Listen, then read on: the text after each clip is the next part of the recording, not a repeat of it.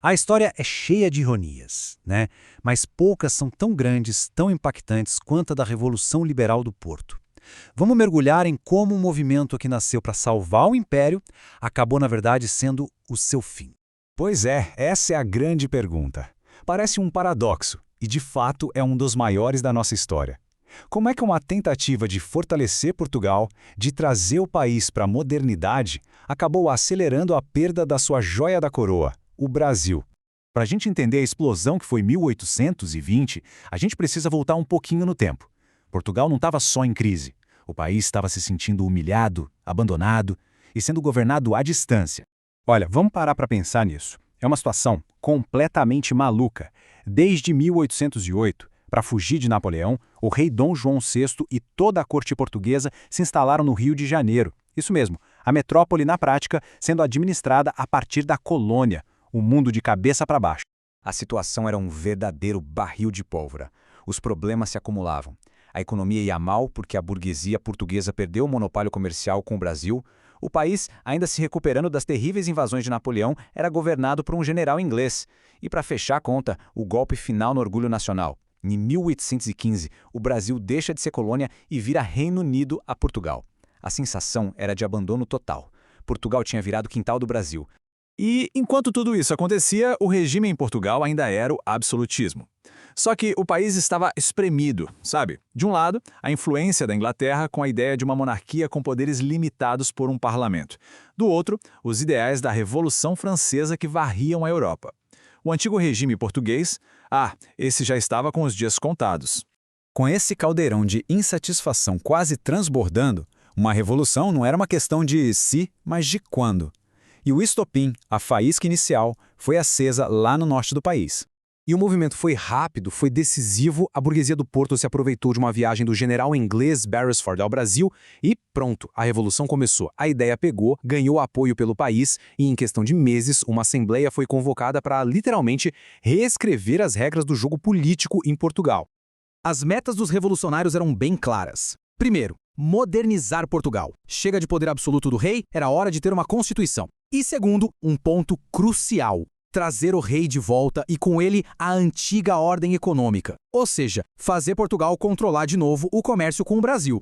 É bom guardar bem esse último ponto. É aqui que o paradoxo dessa história toda começa a se desenhar.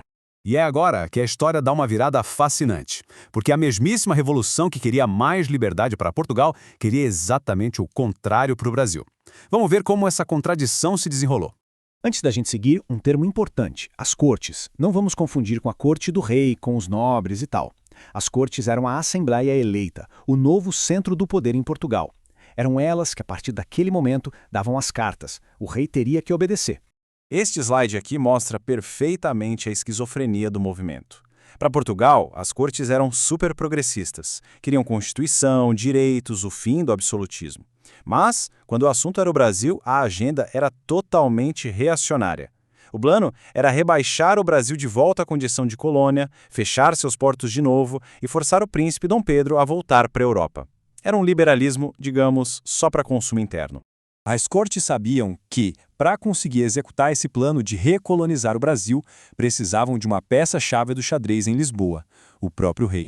Então, o ponto crucial é este. Dom João VI não era mais um rei absoluto. Pressionado pelas cortes, ele simplesmente não teve escolha. Em abril de 1821, ele embarca de volta para Portugal. E detalhe, para jurar uma constituição que ele sequer conhecia ainda.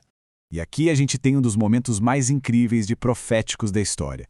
Ao se despedir do filho, Dom Pedro, que ia ficar no Brasil como príncipe regente, o rei dá esse conselho. Dom João VI, com toda a sua experiência, já tinha sacado que as cortes em Lisboa não enxergavam. Ao tentar esticar a corda com tanta força, eles iam arrebentá-la. A independência do Brasil, naquele momento, já era quase uma certeza. E agora, chegamos ao clímax.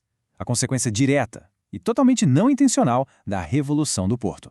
As decisões tomadas lá em Lisboa foram o gatilho para acontecer exatamente aquilo que eles mais queriam evitar. Foi um efeito dominó. As ordens de Lisboa para que Dom Pedro voltasse para Portugal foram a gota d'água, a prova final que a elite brasileira precisava. Eles perceberam que iam perder todo o status e a liberdade econômica que tinham conquistado.